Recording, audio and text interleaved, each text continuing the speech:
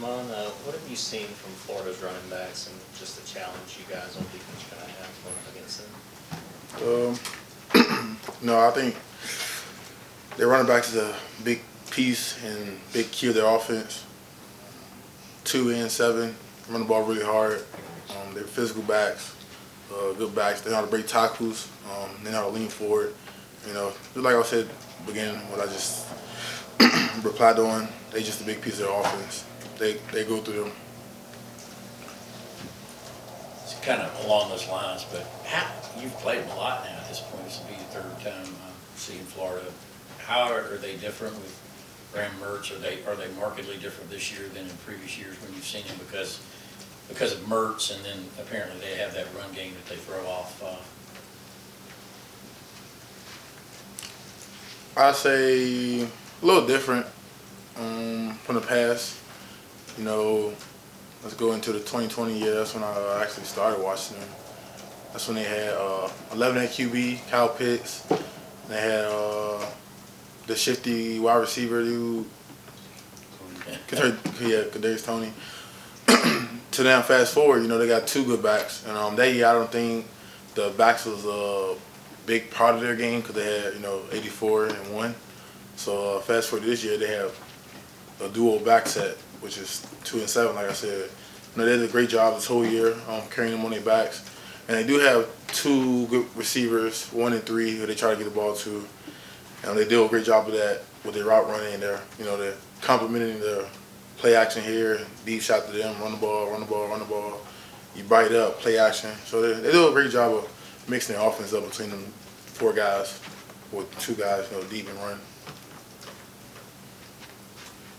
Hey, Jamon, I was just wondering, with the bye week, I was wondering what the messages in the locker room from coaches and leaders like you have been just to like mentally prepare and get yourselves back into the thick of things and get ready for this game. Well, for those guys, we know what type of, you know, we spent 2 weeks on certain opponents, but the last 2 days of the bye week was Florida days, introducing our team to them. But, you know, the whole team know what kind of week it's going to be. So really we just preaching it's going to be a different type of week towards the freshmen. And that's pretty much it. You know, just it's going to be a physical game. They're more like us than any other opponent we played. So it's going to be a similar game. It's just like practice at the end of the day. It's just going on Saturday. Yeah, we asked Cedric this yesterday too, but for a guy who didn't necessarily grow up around it, what is the process like of learning about the Georgia-Florida rivalry, what it means to both programs, that kind of stuff when you get here as a freshman? I mean, it means everything. I think I told y'all about the ranking of rivalries between, Kirby, So, I definitely put Florida second this time. Yeah. So he emphasizes it's gonna be a physical game. They're just like us between the hedges, between them sidelines, and ultimately, they got some coaches that been here, and they preach on the same thing that we preach on: physicality, details, things of that nature.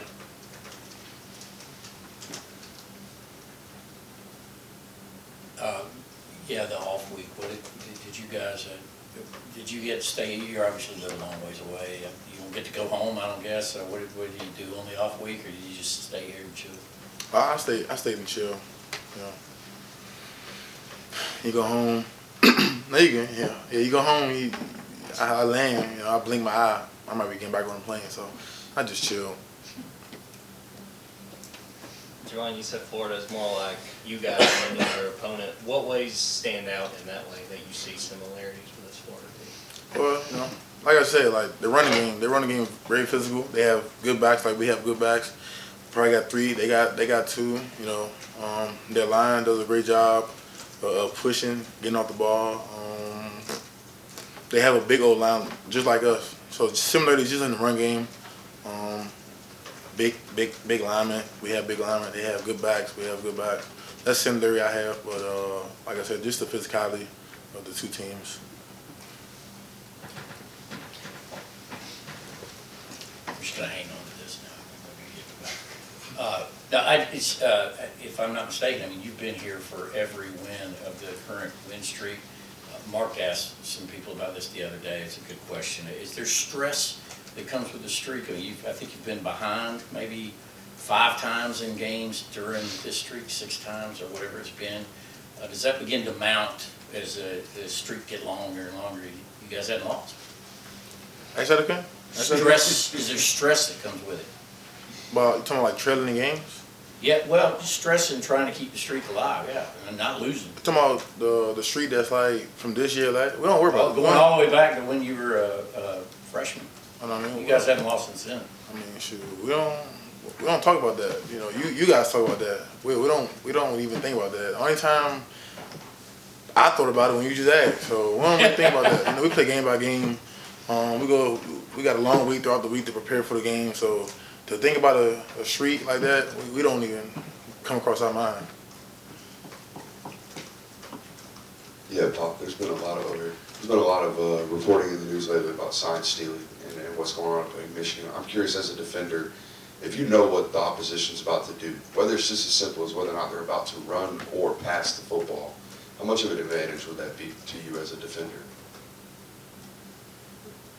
It would be huge, but I don't think we sign still over here. No, you know. Yeah, so our preparation and the coaches doing their job is a big piece, and I think that's why we've been very successful on defense the last few years. So I think that goes into our preparation and the coaches doing their job. I don't know about them signs still.